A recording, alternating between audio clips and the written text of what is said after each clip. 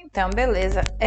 Hoje nossa aula vai consistir em dois tecidos que são especializações do nosso tecido conjuntivo. Como a gente viu lá no começo, o tecido conjuntivo ele pode ser de dois tipos principais, né? Que era tecido conjuntivo denso e tecido conjuntivo frouxo.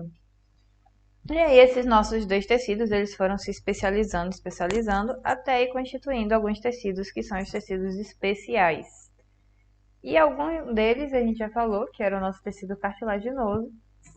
E hoje a gente vai continuar essa nossa lógica de especializações do conjuntivo, falando sobre tecido ósseo e sobre tecido adiposo. O foco aqui é realmente pegar o que for principal, até porque essas aulas de revisões elas são mais rapidinhas, um pouco mais tranquilo, hoje o assunto é mais tranquilo. E aí a gente vai começar falando um pouquinho do nosso tecido ósseo. Nosso tecido ósseo, ele é também um tecido assim que eu acho que ele é meio fácil da gente conseguir imaginar. Eu acho que tudo o que ajuda muito a gente a aprender é conseguir visualizar as coisas que a gente estuda na nossa cabeça. E o tecido ósseo, ele meio que já é assim mais tranquilo, porque a gente já imagina logo os nossos ossos, principalmente ossos longos. A gente imagina, sei lá, nossa tíbia, a gente vai imaginar os ossos do nosso crânio também, que são ossos planos. E vários outros ossos a gente consegue construir essa imagem na nossa cabeça.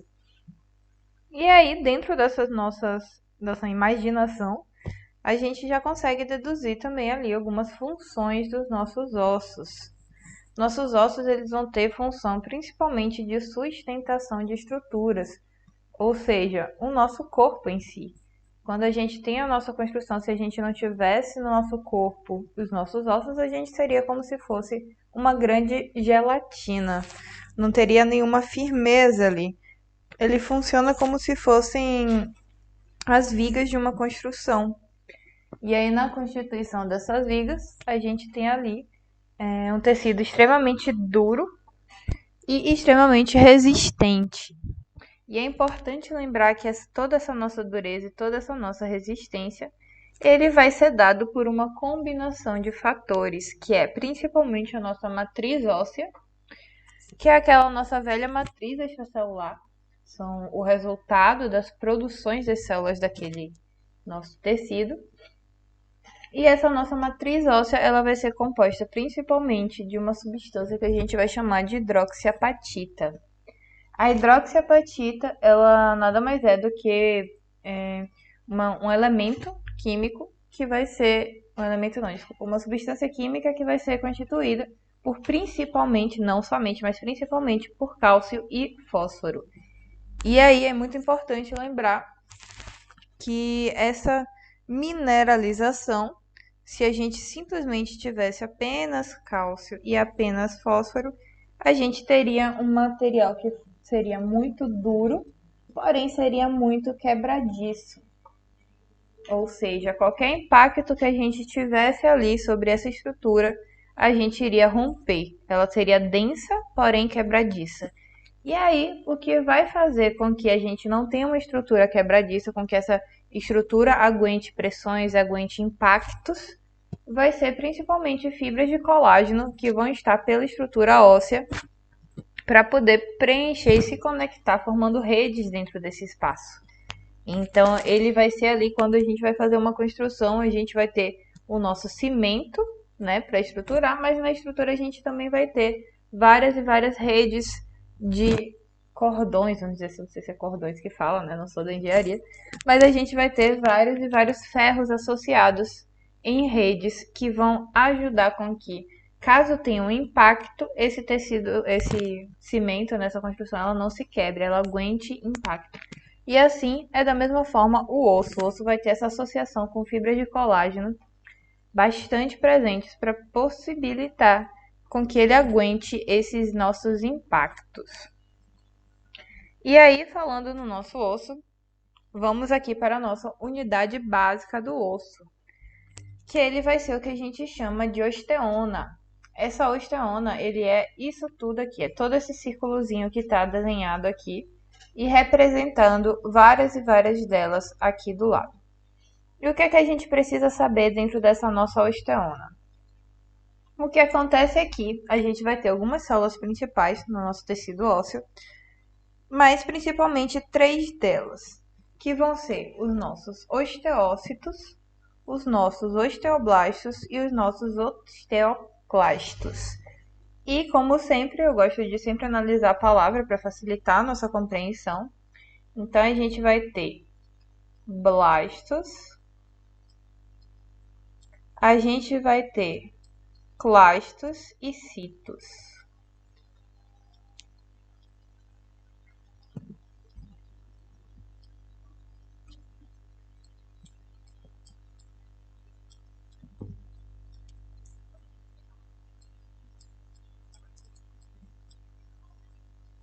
Até se tá conseguindo ver agora? Tô vendo aqui pelo chat. Pronto, tá conseguindo visualizar, né? Beleza. Pronto, então vamos continuar. Pronto. A gente vai ter essa nossa unidade básica. E essa unidade básica ela vai possuir aí algumas células. Mas antes de falar da constituição, de falar cada regiãozinha dela aí, a gente tem que lembrar essas células principais do nosso tecido, que vão ser os osteoblastos, osteoclastos e osteócitos. Sempre que a gente ouve esse termo blasto, a gente está falando de construção e de algo novo. Então, os nossos osteoblastos vão ser as células responsáveis por estar ativamente criando matriz óssea e vão ser as mais novinhas. Elas são as células um pouquinho mais recentes mesmo. Além delas, a gente vai ter os nossos osteócitos, que são as células maduras, e são as células que já passaram por esse processo de produção de matriz óssea, ou seja, elas já foram funcionais, elas já foram osteoblasto e agora elas são um osteócito. E por fim a gente tem os nossos osteoclastos, que eles vão funcionar principalmente no nosso esquema de regeneração, de remodelamento ósseo, porque eles vão chegar e esse significado de clasto significa quebra. Então eles vão ser células responsáveis pela reabsorção da matriz óssea. Então eles pegam aquele produto que foi produzido principalmente pelo osteoblasto e vão pegar e vão modelar. Porque o que é que acontece? Na nossa produção de matriz óssea, na nossa produção de osso mesmo, a gente vai ter uma liberação dessa substância que eu falei, que é a hidroxiapatita. Eu vou escrever aqui também para não esquecermos. Hidroxiapatita. É uma palavra só, tá? É porque não coube. Hidroxiapatita. Que é feita principalmente de cálcio e de fósforo. São os elementos principais. Mas como o nome já diz, hidroxi vai ter ali também uma hidroxila ali no meio, que é oxigênio e hidrogênio. E aí o que é que acontece? Vou me supor que eu seja um osteoblasto. Aí eu vou começar a liberar, a pegar essa minha hidroxiapatita e jogar ao meu redor. Aí vou jogando, vou liberando.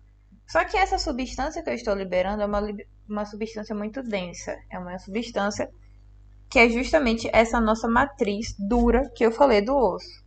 Então, à medida que eu vou liberando essa hidroxiapatita, eu começo a criar como se fosse uma casinha ao meu redor. E essa casinha que eu vou criando ao meu redor, ela meio que não tem muitas portas. Eu não vou conseguir mais sair daquele lugar.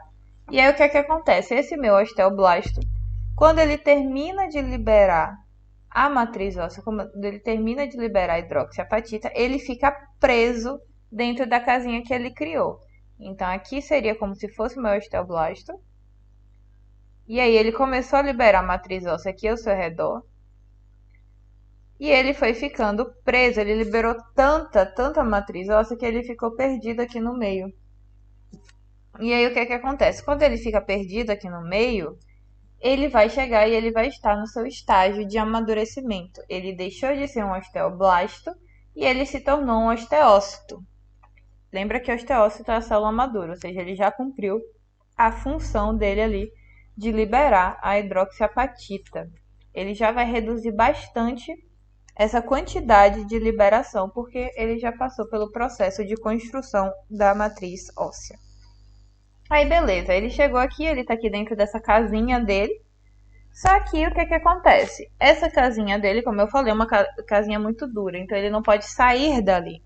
Como ele não pode sair dali, ele vai ter que criar uma forma de comunicação com outros osteócitos para poder trocar substâncias, para poder dar sinais químicos.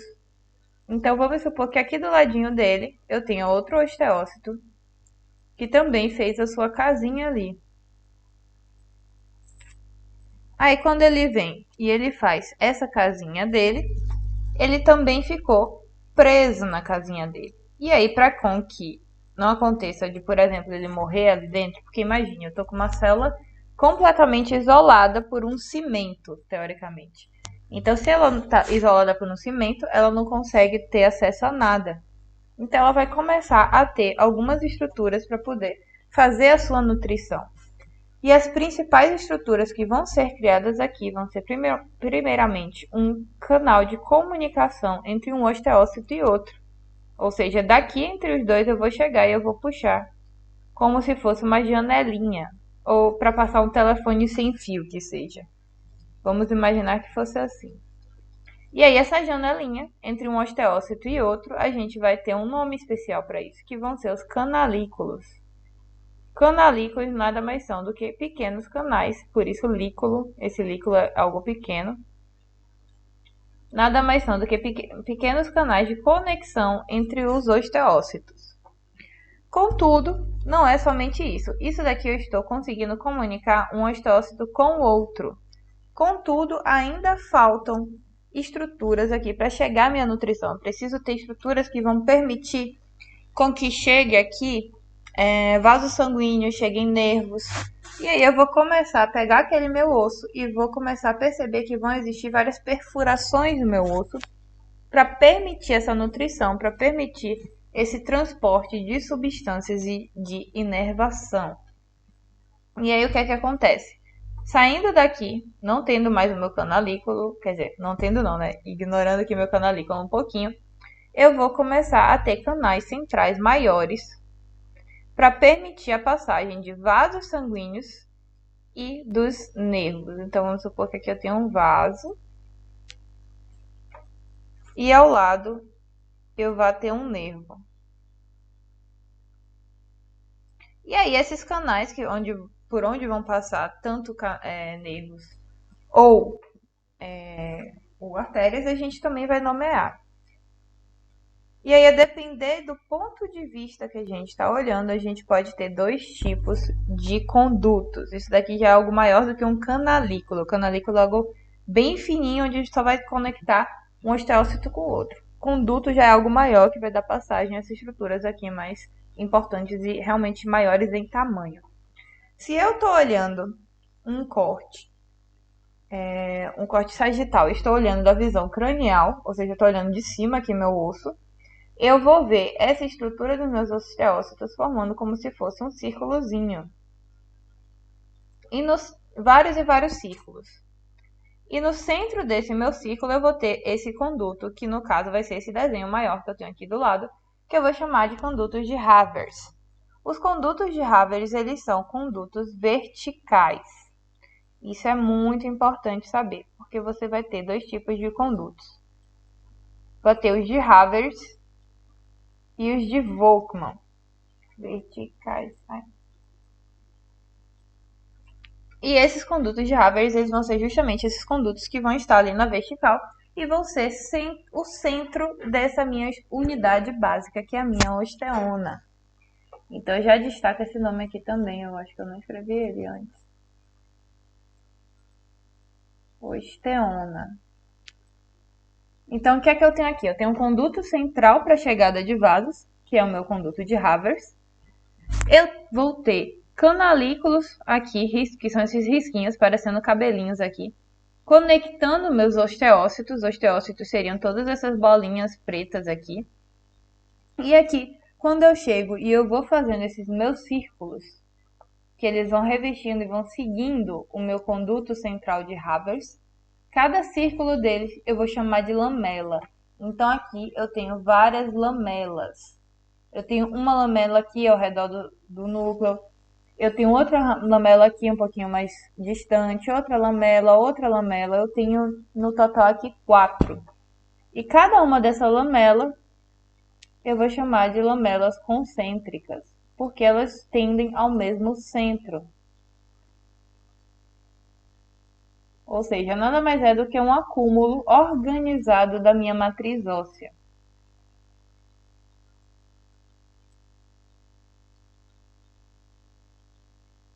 Lamelas concêntricas. Se eu pegasse esse meu osso e fizesse um corte que fosse transversal, por exemplo, quer dizer, um corte sagital, e eu olhasse meu osso assim de frente, eu estaria vendo outros condutos que não seriam os meus condutos de Havertz, mas seriam os meus condutos de Volkmann, que é basicamente a mesma coisa, só que nesse caso, ao invés de eu ter um conduto que vai ser vertical, eu vou ter um conduto que vai ser horizontal. E aí eu teria, por exemplo, aqui um osso longo, vamos imaginar o fêmur, por exemplo, e aí eu tivesse da região mais externa do meu osso e eu estivesse entrando com um tipo de artéria que a gente chama de artéria perforante e nervo perforante.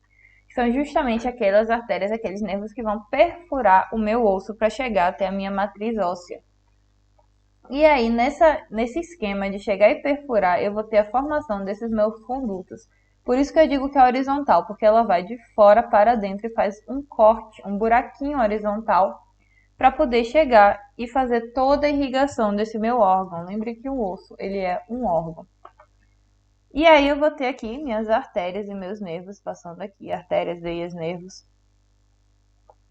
E aí quando eu analiso desse ponto de vista, que eu estou olhando meu ossinho de frente, eu estou vendo condutos que são horizontais. Quando os condutos são horizontais, são condutos de Volkmann. E aí, conectando esses meus condutos horizontais, eu vou ter vários e vários condutos verticais. Esses sim vão ser os condutos de Havertz, que é o que a gente vê nessa nossa unidade da nossa osteona. Aí, beleza, eu tenho aqui minha osteona, eu tenho aqui central o meu conduto de Havertz, eu tenho vários osteócitos organizados e produzindo lamelas concêntricas, ou seja, cada uma dessa região daqui, cada um desse círculozinho é uma lamela, e vocês podem olhar aqui pela primeira imagem, que dá para ver claramente essa estrutura da lamela. Você vê o conduto central, seria o conduto de Havertz, e você vê vários e vários núcleos de osteócitos aqui ao redor. Aí, se você prestar bastante atenção, vocês vão ver como se tivessem uns cabelinhos conectando um osteócito com o outro, como se fossem umas manchinhas nesse meu osso. Aqui eu tenho uma, aqui eu tenho outra, e essas manchinhas são justamente os meus canalículos que eu citei no começo, justamente porque estão conectando um osteócito com o outro. E dá para ver até bem marcadinho aqui cada lamela, porque tem como se fosse um escurecimento, uma linhazinha mais escura que segue para o mesmo centro. Então todas elas vão ter uma linhazinha bem fina, como se fosse um cabelinho, formando aqui cada uma dessas lamelas. Outra coisa legal de vocês saberem é que a gente vai ter a nossa matriz extracelular e a gente vai ter alguns tipos de matrizes extracelulares importantes, que é o que a gente vai chamar de matriz territorial e matriz interterritorial. Se eu estou falando de matriz territorial, é o meu território, ou seja, vai ser aquela matriz extracelular que a gente produziu, que o meu osteócito produziu, e que ela é exclusiva dele, ou seja, está ao redor dele. Se eu pegar cada osteócito aqui e analisar somente a matriz, ou seja, a sua casinha particular, a gente está vendo uma matriz territorial, é o território dele. Se a gente pega, e aqui, ó, um osteócito tem sua matriz, outro osteócito tem sua matriz. A região entre eles, o espaço que vai conectar os dois, que também tem uma matriz, vai ser a minha matriz interterritorial. justamente por isso, porque é o que está entre uma matriz e outra, ou seja, vai ser um espaço que não pertence nem a um nem a outro. É para todas aquelas minhas células. Então, a gente tem isso daqui, é algo mais conceito teórico, necessariamente, mas é legal saber também, porque pode ser importante. Além disso, no meu tecido ósseo, é importante também saber que a gente vai ter dois tipos de crescimentos mais importantes. Então, vamos sair já desse nosso conceitinho básico. Falar um pouquinho disso daqui, só para falar assim um pouquinho mais dos nossos ossos longos. A gente tem essa estrutura aqui dos nossos ossos longos, e aqui já tem um corte que dá para ver mais os canais de Volkmann que eu falei, que eles vão ser esses canaizinhos aqui horizontais no meu osso. E vocês podem perceber que eles estão justamente conectando os canais de Havers, que são esses centrais. Então, cada um desse, onde você está vendo aqui artéria e vena, central é um canal de Havers. Esse daqui que está transpassando, que está conectando esses dois espaços, vai ser um canal de Volkmann. Então, sempre tentem lembrar dessa diferença, porque é sempre questão de prova. Saber que Volkmann vai ser um canal horizontal e saber que Havers vai ser um canal vertical. É bom vocês lembrarem, associando que os nomes estão trocados. Por que eu digo isso? Porque Havers vai começar com H de horizontal. Só que eu não falei que ele está trocado, então se ele começa com H de horizontal, ele na verdade vai ser uma estrutura vertical. Enquanto que Volkmann começa com V de vertical, mas como ele está trocado, ele vai ser um canal horizontal. Então, se vocês lembrarem que tem essa troca, ou seja, é ao contrário, vamos dizer assim, fica um pouquinho mais fácil de recordar o que é, onde é que fica cada um. Aí, beleza. Aqui a gente tem aquela nossa unidade básica, que a gente já falou, nossa osteona, todas as lamelas concêntricas com meus osteócitos aqui. E aí, saindo aqui, quando eu começo a juntar várias e várias unidades de osteona, eu vou ter a formação de osso compacto, ou seja, é aquele osso onde eu vou ter muito mais concentração de matriz extracelular, muito mais concentração de cálcio e de fósforo. Afastando um pouquinho dele, eu já tenho aqui, nessa região central, essas estruturas que a gente vai chamar de trabéculas. As trabéculas, elas vão ser justamente regiões onde que você vai ter sim a matriz óssea, como a gente tem no osso compacto, só que ela é toda porosa, ela tem vários e vários espaços vazios, cavidades, que aqui, como vocês podem ver, está indicando como cavidades vasculares. Por quê? Porque se vocês lembrarem, na região central dos nossos ossos longos, a gente vai ter a presença de tecido hematopoético, ou seja, tecido prematuro do nosso sistema sanguíneo, onde vão ser produzidas as nossas células do sistema sanguíneo. E esse tecido ele vai estar localizado justamente aqui, entre essas nossas trabéculas, nessas cavidades que vocês podem ver. Ou seja, cada porozinho desse daqui vai ser preenchido com esse nosso tecido hematopoético. Por isso que a gente tem esse espaço aqui, esse vazio, vamos dizer assim. E aí é só vocês lembrarem, por exemplo, também, vocês já comeram osso de galinha, e a galera, ou algum outro osso, o povo fala muito da questão do tutano, né? O tutano seria justamente essa nossa regiãozinha aqui do osso esponjoso, onde você vai ter dentro dele esse nosso tecido hematopoético localizado. Então, se você pega um osso de galinha que foi cozido, você quebra ele, você vai ver que vai ter um centro um pouquinho escuro, que é justamente, e também muito poroso, você consegue ver muito bem esses poros. Isso seria justamente essa nossa região de osso esponjoso, ou seja, são duas estruturas, osso compacto e osso esponjoso. Revestindo tudo isso, a gente tem uma região com muito maior concentração de cálcio, mas também com algumas outras células que seriam, por exemplo, os nossos osteoclastos. Eles estariam por aqui, nessa nossa região que a gente chama de periósteo. E é bom saber que os nossos osteoclastos, diferentes dos nossos osteócitos, eles vão ser células grandes e vão ser multinucleadas. Então você vai ter uma célula muito maior com várias bolinhas dentro. Vocês vão conseguir ver um citoplasma cheio de bolinhas nas extremidades. porque justamente ele vai fazer parte do remodelamento ósseo. Porque o nosso osso, ele não cresce, vamos dizer assim, sabendo exatamente o formato que ele precisa ter. Ele vai crescer como se fosse uma massinha de modelar, quadradona, e aí o nosso osteoclasto vai vir e vai ser um artesão dessa nossa massinha. Ele vai chegar e ele vai começar a pegar essa nossa matriz e começar a digerir ela para poder dar o formato que a gente precisa que chegue. Então ele vai ficar aqui justamente nessa nossa beiradinha, né, próximo ao nosso periósteo, para poder chegar e fazer nesse nosso remodelamento. Então aqui só realmente para assim indicar um pouquinho essas outras estruturas que naquela outra imagem anterior não dá para ver. Ou seja, se eu pego um corte desse tipo aqui, eu vou ver os meus canais de Haveres, mas eu não vou ver a minha estrutura de osteona, porque eu vou ver vários e vários osteócitos aleatórios aqui. Por exemplo, eu estou falando dessa regiãozinha daqui. Se eu vejo por aqui, se eu pego um corte longitudinal e olho por aqui, eu não vou conseguir visualizar muito bem essa minha estrutura de osteona. Para eu pegar e ver minha osteona, eu teria que ter um corte sagital. Então é bom saber, se você não está vendo osteona, é porque o seu corte seria o que visualiza essa segunda estrutura. Ou seja, que vai visualizar os seus canais de Volkmann. Aqui para destacar, importante saber que a gente vai ter dois tipos de formação óssea.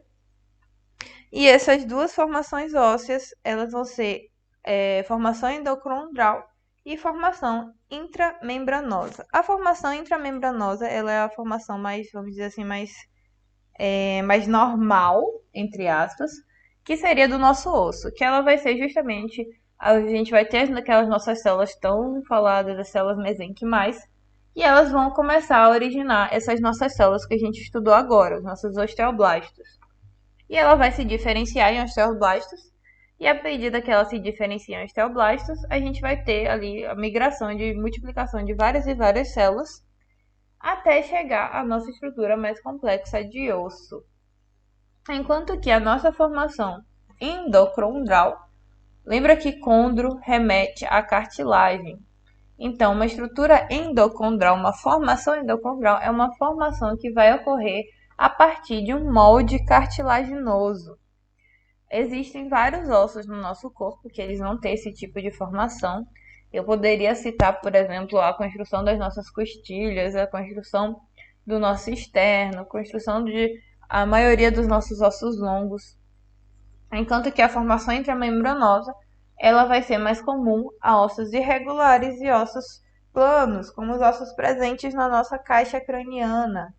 Então, por exemplo, o nosso osso frontal, o nosso oito temporal, occipital, todos aqueles ossos do nosso crânio, eles vão ter essa formação mais direta, que seria a intramembranosa, ou seja, a célula mesenquimal ela vai se diferenciar e vai gerar diretamente as células do tecido ósseo, enquanto que os restantes dos nossos ossos, a maioria dos nossos ossos longos, inclusive ossos curtos também, eles vão ser formados a partir de um molde cartilaginoso.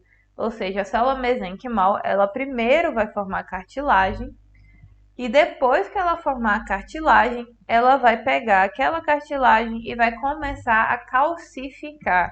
Então, à medida que ela calcifica aquela cartilagem, ela vai ter uma mudança na sua diferenciação, ela vai deixar de ficar se reproduzindo em cartílago, em células do nosso condroblastos, condrócitos, e ela vai começar a se diferenciar em osteoblastos, osteócitos. Então ela tem uma modificação mais diferenciada, é algo um pouquinho mais, vamos dizer assim, mais complexo em questão de formação. É legal saber que nos nossos ossos longos a gente vai ter uma linha, que a gente tem três regiões. A gente vai ter diáfise, metáfise e epífise. Epífise vai ser essa minha região aqui mais distal, ou seja, aqui a gente tem simbolizando aqui a nossa cabeça do fêmur. E ali embaixo a gente teria também, na outra extremidade, outra epífise e no meio a nossa diáfise. Entre a nossa epífise e a nossa diáfise, a gente tem a região que a gente vai chamar de metáfase, que é só para indicar que é a região de transição entre essas outras duas. E aí a gente vai ter uma linha dividindo elas. E uma linha que às vezes, por exemplo, em alguns exames, como exames de raio-x, ela vai ficar assim, vai ficar bem escurinha, quase parecendo que a gente teve uma quebra ali do nosso osso.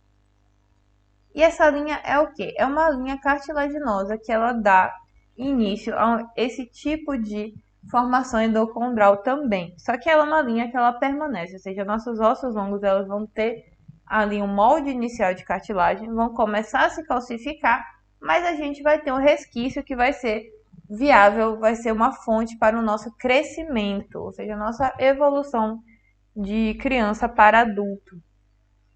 E aí essa nossa linha a gente vai chamar justamente de linha epifisária. Essa linha epifisária nada mais é do que cartilagem.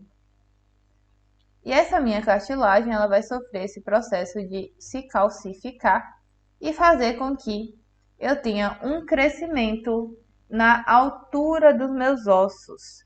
Então, depois de nascer, depois de calcificar aqueles ossos que a gente já tem naturalmente no nosso desenvolvimento fetal, eu vou continuar tendo crescimento que vai ser vertical a partir da minha linha epifisária, ou seja, essa minha linha epifisária ela vai se calcificando, vai permitindo que esse osso aumente a sua altura, e eu vou continuar tendo também um crescimento que vai ser lateral, longitudinal, que seria o meu crescimento já intramembranoso, que seria um crescimento a partir das nossas células de osteoblastos. Os osteoblastos vão se multiplicar, vão gerar matriz óssea e vai permitir com que esse meu osso ele se torne mais grosso.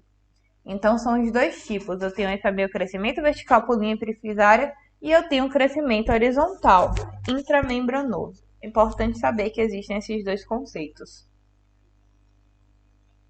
Aqui só falando de novo assim um pouquinho. Aqui para vocês saberem um pouquinho da nossa estrutura, né? O nosso centro de ossificação, tecido conjuntivo mesenquimatoso, que eu falei, onde a gente vai ter as nossas células mesenquimais, que vão chegar ali, vão se especializar para os osteoblastos. E aí, ou seja, aqui eu teria a minha célula mesenquimal, ela chegou, se transformou em osteoblastos.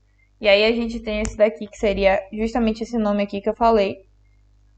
Células mesenquimatosas, só que osteoprogenitoras, ou seja, quer dizer que vai gerar osso, por isso que é osteoprogenitoras. Só para especificar que seriam as mesenquimais voltadas para isso, porque as mesenquimais podem se dividir em vários tipos de tecido, é um tecido embrionário. Mas nesse caso a gente está falando de osso, então por isso que é osteoprogenitora. E aí ela chega e ela se especializa nos nossos osteoblastos, e esses osteoblastos vão se multiplicando e começam a produzir a nossa matriz óssea, que é o que eu falei, que vai ser um período em que essa minha célula está mais ativa, já que depois essa matriz vai calcificar bastante e ele vai se tornar um osteócito. Mas aqui eu destaco uma estruturazinha, que é o início, é a nossa, vamos dizer, a nossa primeira matriz óssea que está se calcificando, que é o que a gente chama de osteoide. Ele é justamente essa membrana aqui interna, onde eu vou ter esses meus osteoblastos liberando matriz. E aqui vocês já podem ver um osteócito, ou seja, alguma dessas minhas células, alguns desses meus osteoblastos, eles já liberaram tanta matriz que eles já ficaram isolados aqui no centro. Então, se você olhar bem, dá para ver também que ele está começando a formar aqueles canalículos, ou seja, ele está começando a ter uma migração aqui para poder se conectar com outro osteócito, no caso. E aqui na beirada nós vamos ter os nossos osteoblastos continuando esse crescimento do nosso osteoide para poder evoluir, poder chegar e calcificar e deixar, vamos dizer assim, deixar mais densa essa minha matriz extracelular. Aqui mostrando um pouquinho das trabéculas também, né, que a gente vai ter a atuação muito forte de osteoclastos. Lembra que o osteoclasto ele vai fazer o remodelamento ósseo? Ele vai chegar e ele vai digerir a minha matriz óssea, ou seja, naquele desenvolvimento que a gente teve antes, que seriam os osteoblastos liberando matriz óssea até se calcificarem ao seu redor e se tornarem osteócitos, a gente acabou criando uma matriz muito densa. Então, o centro do meu osso ele se tornou muito denso, ele se tornou osso compacto. E aí, para que ele se torne osso esponjoso, para dar espaço para o meu tecido hematopoético, vai vir a ação do meu osteoclasto e vai começar a quebrar, a desmineralizar essa minha medula óssea. Lembra que medula sempre é a região mais interna de qualquer órgão ou qualquer coisa que eu estiver falando. Então ele vem aqui na nossa medula óssea e começa a digerir, começa a chegar e destruir para criar esses espaços que a gente chama de trabéculas. Cada trabécula dessa vai receber um pouquinho aí de tecido hematopoético. Vai vir aqui, como vocês podem ver, os vasos sanguíneos chegando aqui. E aqui vai ser ocupado por tecido hematopoético para ter o desenvolvimento do nosso sistema sanguíneo. Então, são os sistemas que vão estar ali alinhados, associados.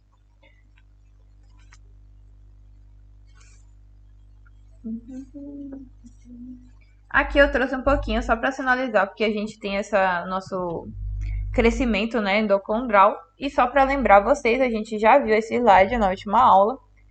Mas agora vocês conseguem já entender um pouquinho melhor a importância dele, que é justamente essas zonas do nosso cartílago hialino.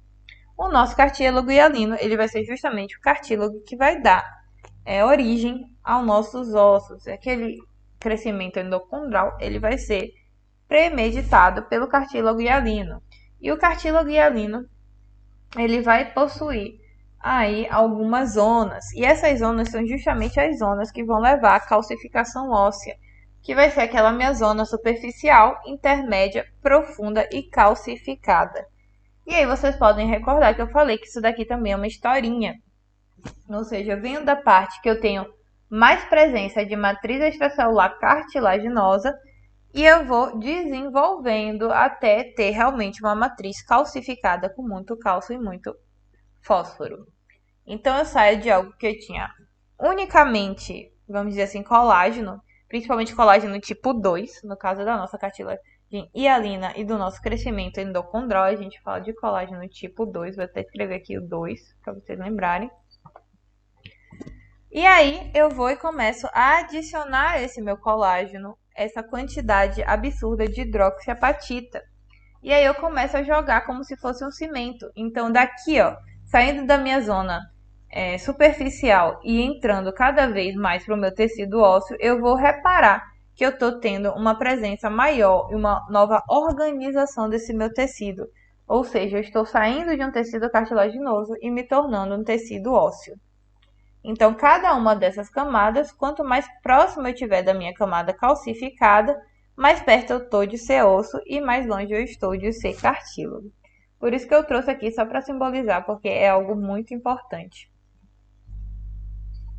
Aqui, algo também aqui, ó, para vocês verem novamente, só que sobre um outro aspecto, esse meu crescimento. Aqui eu vou ter uma hipertrofia do meu cartílago, que é justamente esse meu cartílago, ele vai começar a se multiplicar. E eu vou ter aqui formando ao redor dele esse colar, que eu vou chamar de colar ósseo, que é quando essa minha matriz ela já se especializou, já deixou de ser matriz cartilaginosa e começou a ser realmente uma matriz óssea. Então, vocês podem visualizar que ele começa a ficar muito mais denso, ele começa a pegar bastante coloração. Porque aqui vou ter muito mais elementos de cálcio e de fósforo. Então, eu formo quase como se fosse esse colar, porque o crescimento vai ser de dentro para fora. Então, aqui dentro comecei a me multiplicar, comecei a liberar, a ter uma modificação nessas minhas células e comecei a liberar ali matriz óssea. E aí a tendência é que essas células hipertrofiadas comecem a morrer para dar espaço a realmente células osteoblastas. Osteoblastos é. E aí a gente vai ter esse nosso crescimento, essa nossa origem do nosso tecido ósseo. Aqui o periósteo também, sempre destacando, onde a gente vai encontrar muito osteoclasto. Ou seja, ao mesmo tempo que eu estou tendo um crescimento aqui, um desenvolvimento da minha matriz óssea, eu tenho aqui a atuação do meu osteoclasto para poder chegar e dar a forma que esse meu osso precisa ter. Aqui só para simbolizar um pouquinho, para não confundir a calcificação cartilaginosa com a mineralização do osso. Ou seja, essa nossa calcificação cartilaginosa, ela segue essas etapas que eu falei, você vai ter tipo um crescimento inicial de cartílago e depois você vai ter uma mineralização. Ou seja, a mineralização, ela na verdade é uma parte desse processo. é quando você começa a jogar minerais, ou seja, você começa realmente a ter uma atuação de osteoblasto, começa a liberar cálcio, começa a liberar fósforo, e aí sim você tem a mineralização. Mas a calcificação cartilaginosa é um processo. A mineralização faz parte desse processo. Aqui um pouquinho do desenvolvimento dos ossos também, sobre a questão endocondral, ou seja, nesse 1 aqui você tem basicamente só um moldezinho de cartilagem, e aí esse molde ele vai começando a criar esse colar ósseo, que foi aquela imagem que a gente falou, ou seja, eu comecei a mineralizar a minha cartilagem, e aí eu começo a crescer, que eu vou começar a ter aqui, adentrando aqui, eu vou começar a formar os meus condutos, tanto os condutos de Haveres quanto os condutos de Volkmann.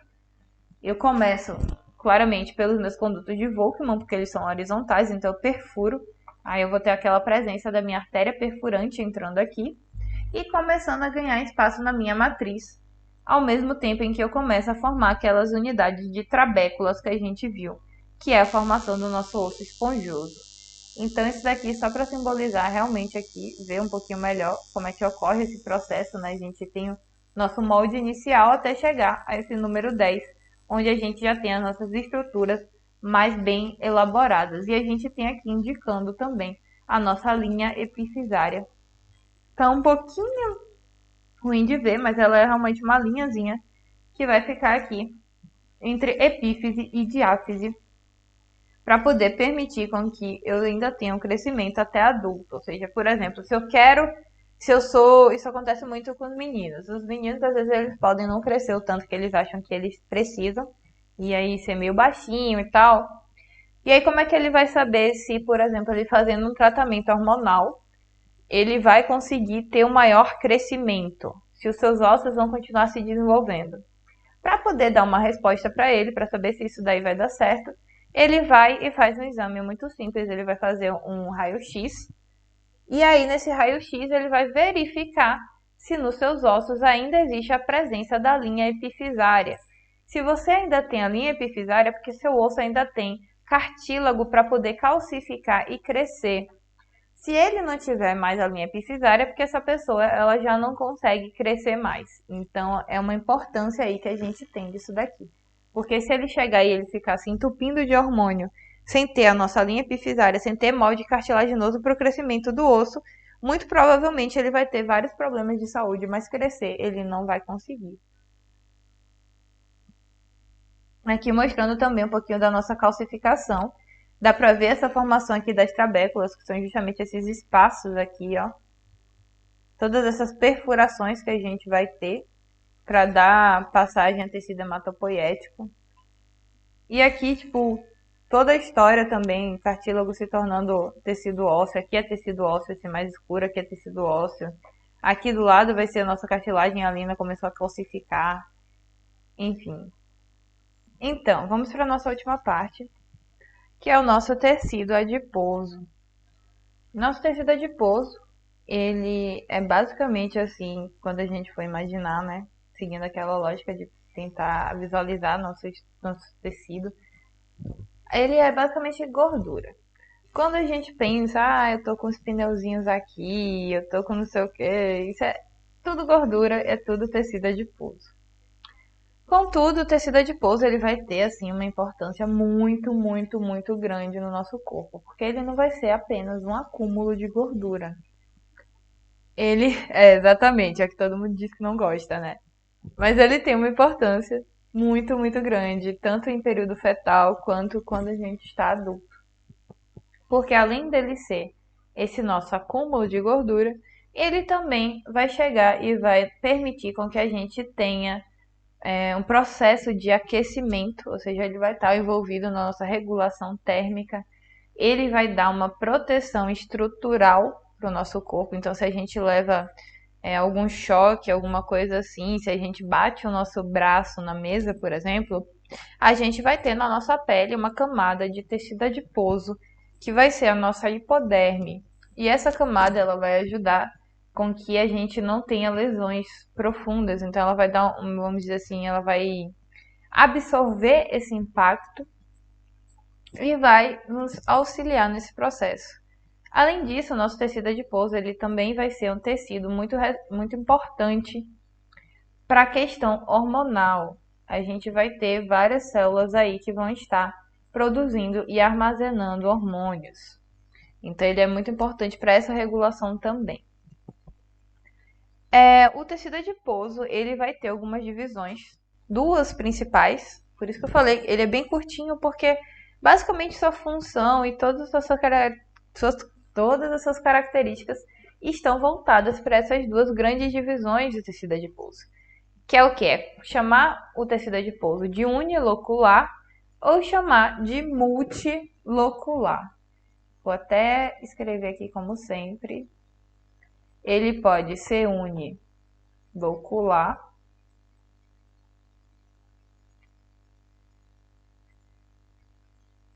ou ele pode ser multi.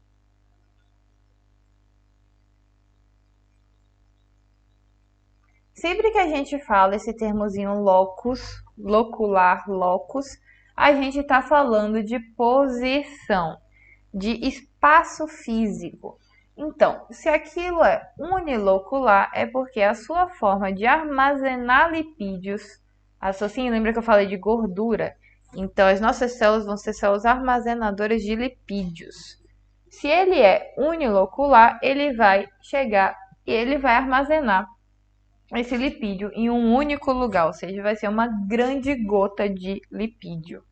Se ele é multilocular, ele já está dizendo ali, já está te dando uma dica de que não vai ser apenas um, vão ser vários, ou seja, eu vou ter uma célula grande com várias gotas lipídicas. E aí vão ficar como se fosse uma célula com várias bolinhas dentro dela.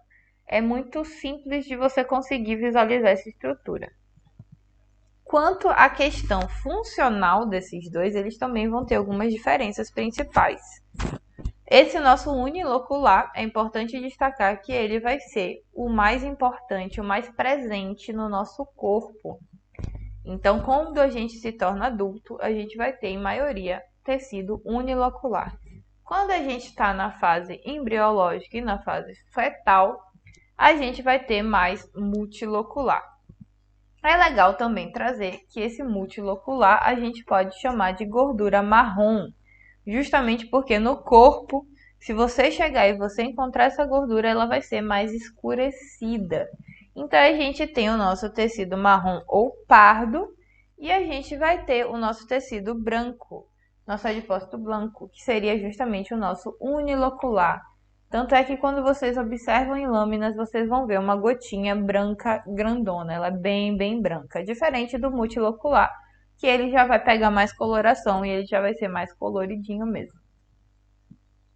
Aqui, como eu falei, né, as nossas funções do nosso tecido adiposo, agora ainda sempre faço essa introduçãozinha jogando algumas informações importantes para vocês.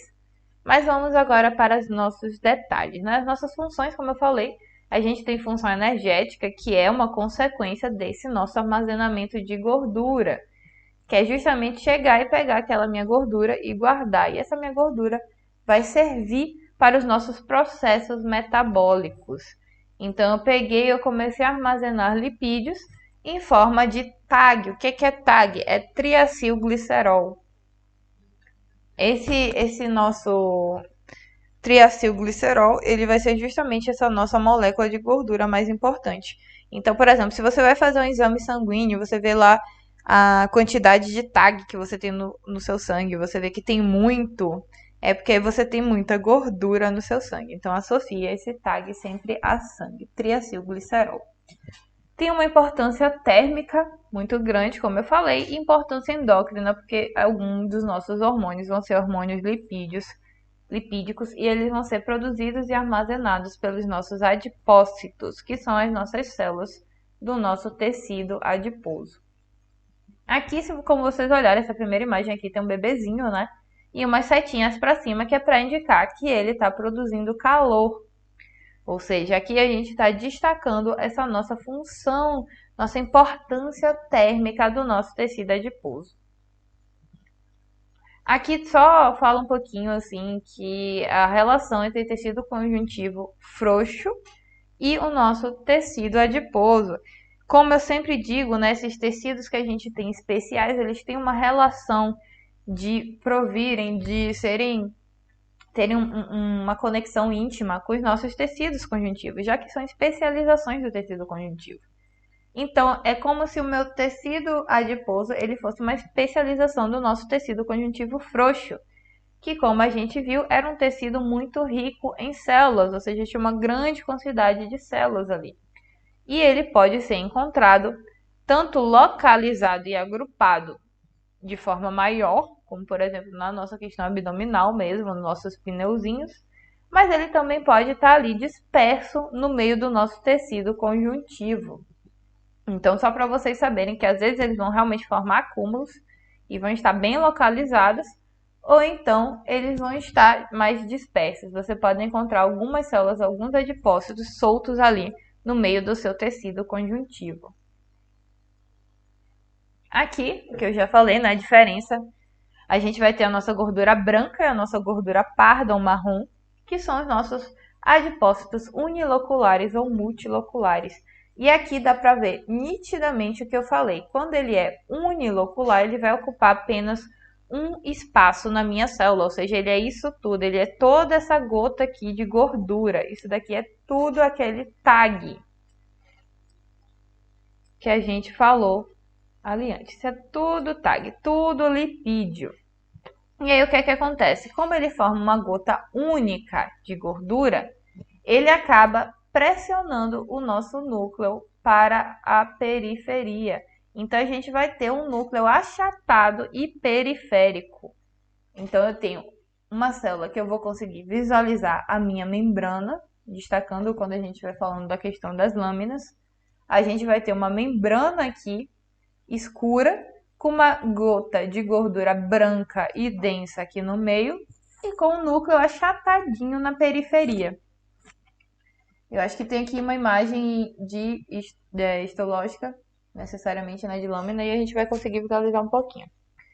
Mas a gente também tem aqui do outro lado os nossos adipócitos multiloculares. E vocês podem ver que vocês têm várias gotinhas de gordura espalhadas pelo citoplasma.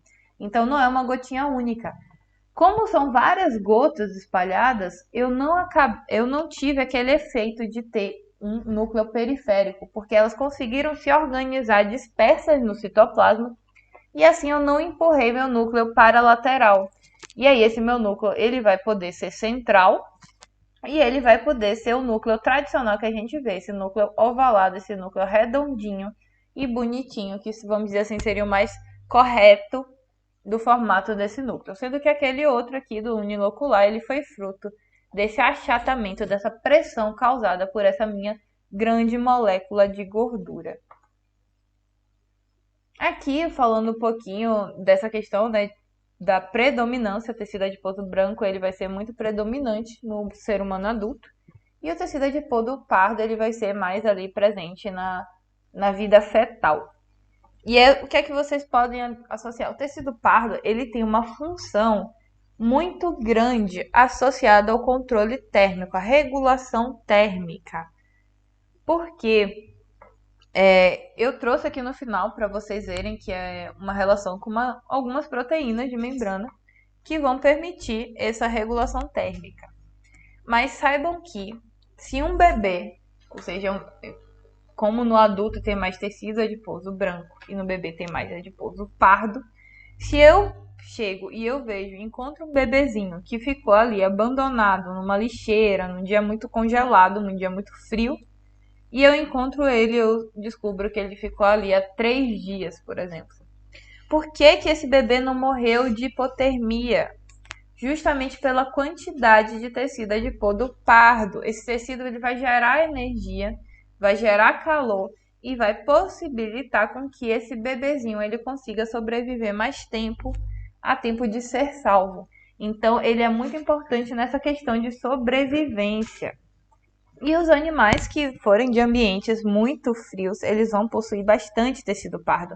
Então, por exemplo, o nosso urso polar, aquela gordurinha linda daquela barrigona dele, é basicamente tecido adiposo pardo, porque ele está o tempo todo produzindo gordura, ou produzindo calor, e não está ali morrendo no meio daquele frio de 40 graus negativos, basicamente.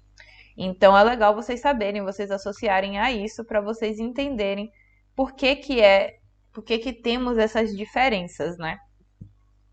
Aqui mostrando um pouquinho do nosso adiposo branco unilocular. Vocês podem ver claramente aqui, ó, que é uma gota gigante de gordura. É apenas uma bolinha bem uniforme a coloração, ou seja, realmente uma mancha branca.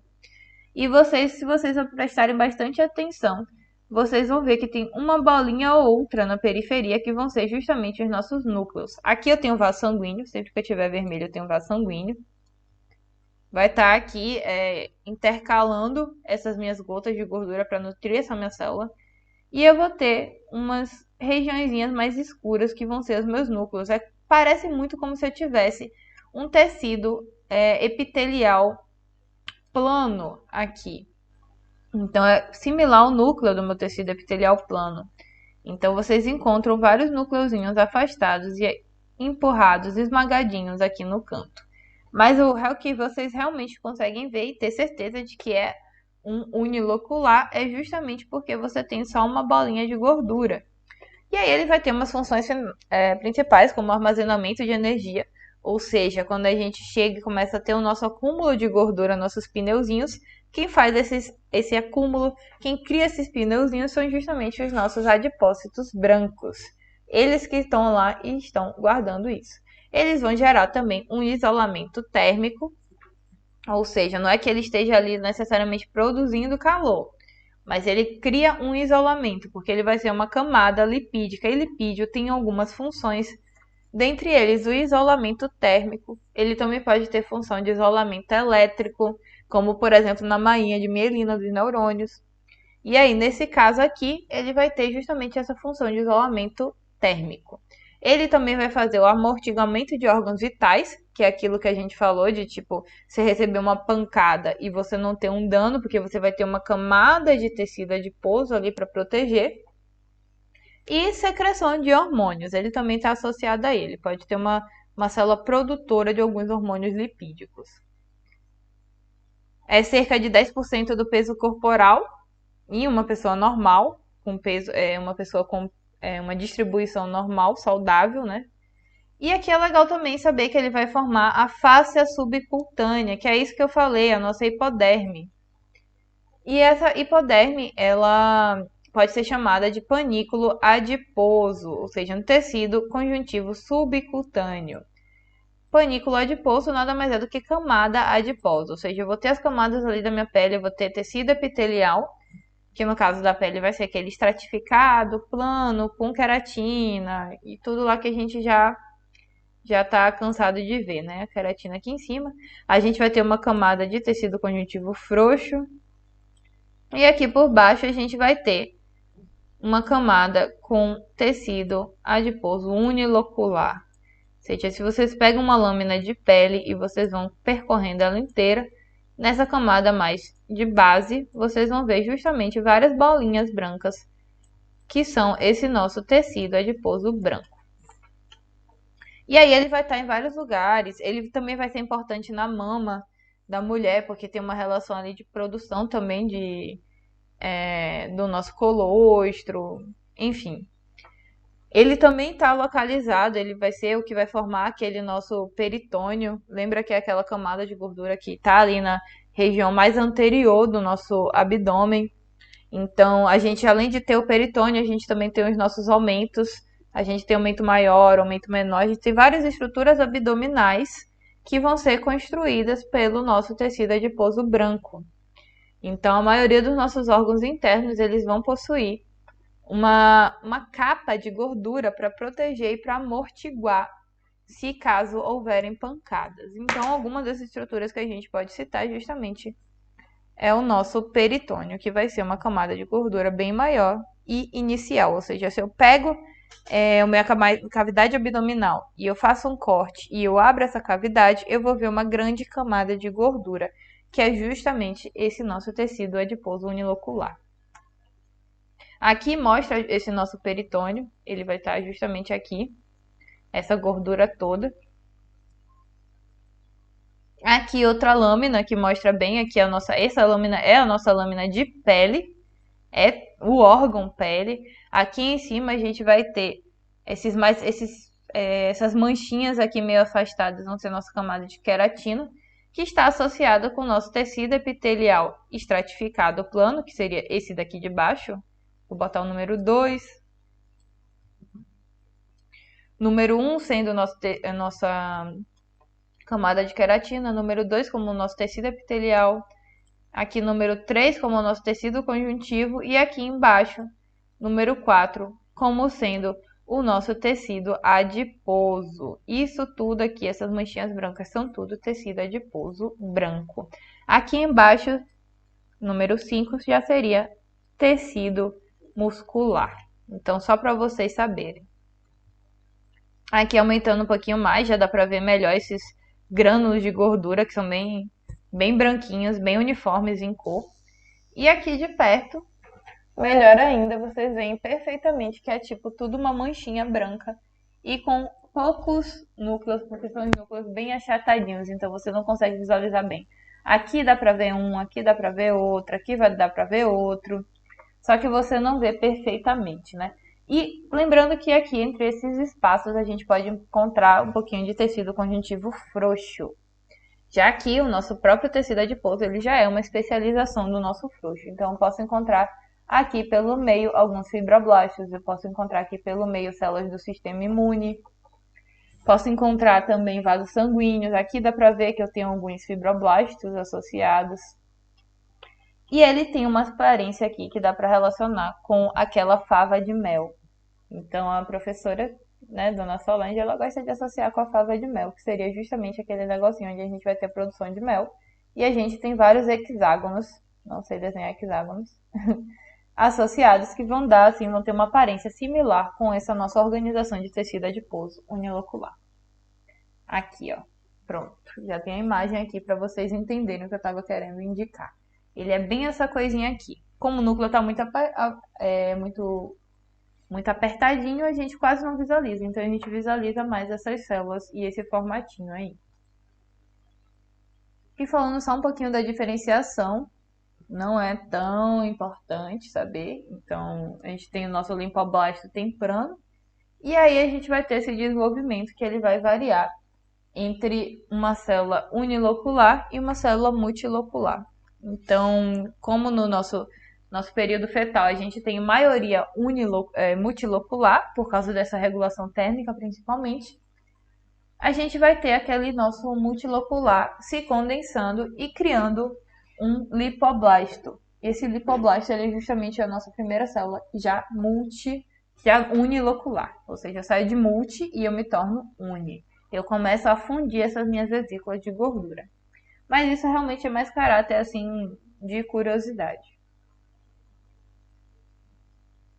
Aqui lembrou só mais uma imagem. Você tem ali um vaso sanguíneo, né? E os núcleos, como vocês podem ver, o núcleo fica bem achatadão. Ele realmente parece o núcleo de uma epitélio pavimentoso. Aqui, novamente, né? Só mostrando um pouquinho aqui de mais células uniloculares. E aqui, finalmente, o nosso tecido pardo, marrom e multilocular, que é essa imagenzinha que a gente também já passou ali no outro slide, que está indicando esses vários grânulos de gordura. E ele vai ter justamente esse aspecto bem particular, porque é bem característico. Você observa ele e você vê várias e várias gotinhas de gordura. Ele tem muito menor quantidade e vai ser uma função térmica nos neonatos, ou seja, aqueles bebezinhos, né? Que é o que eu falei do exemplo do bebezinho abandonado. Aqui, vocês podem ver já. Vocês não veem uma única gota de gordura tão grande como era naquela outra imagem. Vocês já estão conseguindo visualizar o núcleo, ou seja, vocês visualizam essas manchinhas roxas. Cada bolinha roxa dessa aqui é um núcleo. E vocês conseguem ver que vocês vão ter várias e várias bolinhas brancas ao redor. Ou seja, se eu pego essa minha imagem aqui e eu tento isolar, eu vou ver que isso daqui, eu não sei se vocês estão conseguindo visualizar muito bem, mas isso daqui que eu estou marcando vai ser uma única célula multilocular. Ou seja, eu tenho aqui outra multilocular, outras duas multiloculares, eu tenho outra multilocular aqui. Então você vê um núcleo roxinho com várias bolinhas ao redor. Você já não vê aquela imagem assim, ó. Pronto, olha a diferença. Essa daqui você tem apenas uma bolinha gigante branca. E nessa daqui, próximo ao núcleo, que é redondinho, não é já um núcleo achatado, você vai ter a presença de várias e várias bolinhas pequenas e também branquinhas. Mas vocês conseguem visualizar que vai ter uma tinção aqui de citoplasma. Então, esse tecido ele acaba tendo uma coloração mais escura do que aquele outro nosso.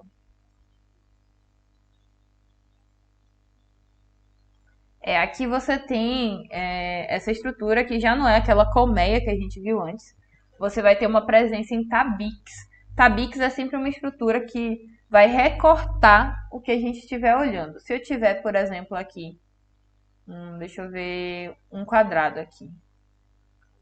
E eu quero fazer uma estrutura de tabique, eu vou pegar o centro desse meu quadrado e vou fazer um corte até a minha lateral, até a minha região externa. Então, se eu fizer vários cortes aqui, eu estou fazendo vários tabiques. Cada um deles vai ser uma divisão da minha estrutura maior.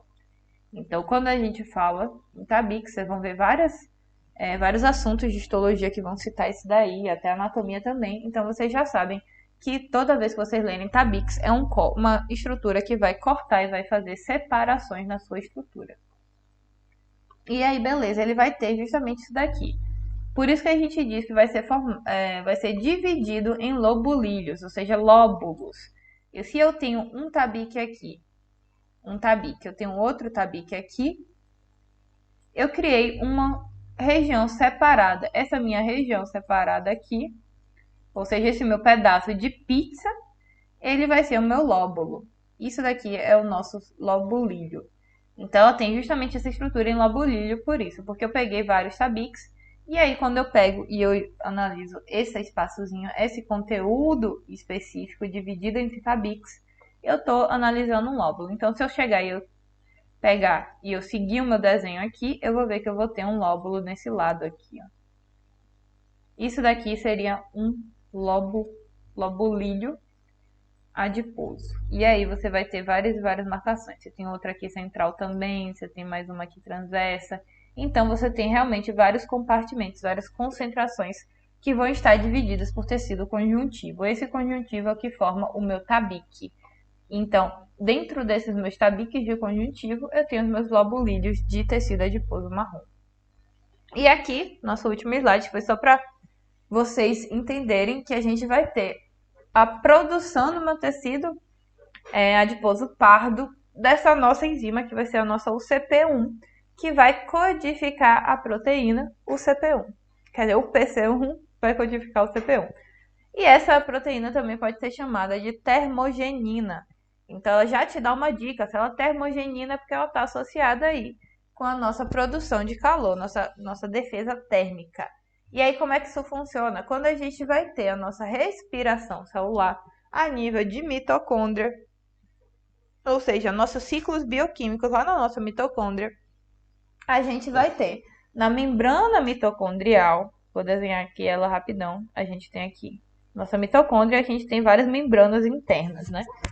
Nessas membranas vai acontecer partes da nossa respiração aeróbica, que a gente vai chamar de cadeia de elétrons, que nada mais é quando eu crio um gradiente iônico, ou seja, eu modifico a concentração de hidrogênio aqui dentro, intramitocondrial e aqui nessa região de fora, e eu começo a ter uma modificação muito grande nessa minha concentração de hidrogênio, e isso faz com que eu gere energia ao final pela transmissão de elétrons de uma proteína para outra. Não vou entrar em detalhes, porque isso daí vocês vão ver em bioquímica, e seria uma aula inteira só para isso. Mas aí você vai ter a transmissão de elétrons aqui de uma proteína para outra, e no final você vai ter uma proteína de membrana que a gente chama de ATP sintase, ou seja, ela faz síntese de ATP, que é a nossa molécula energética. E aí essa nossa termogenina, ela vai ser uma via alternativa para essa minha energia do meu ciclo celular.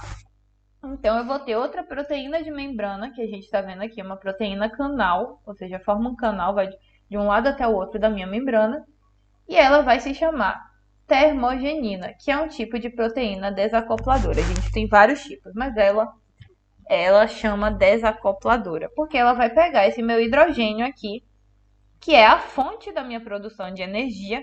Ele deveria, teoricamente, passar pela minha ATP sintase, fazer essa minha proteína girar e gerar energia, ou seja, gerar moléculas de ATP. E ele vai chegar e ela vai dar uma via alternativa para esse meu hidrogênio. Então ele não vai só passar para gerar energia, agora ele vai chegar e ele vai passar dentro da minha termogenina, e quando ele passar pela minha termogenina, eu vou ter a criação de calor. Então é dessa forma que o nosso tecido pardo ele vai chegar e ele vai gerar calor a partir de uma interferência, vamos dizer assim, no nosso ciclo respiratório.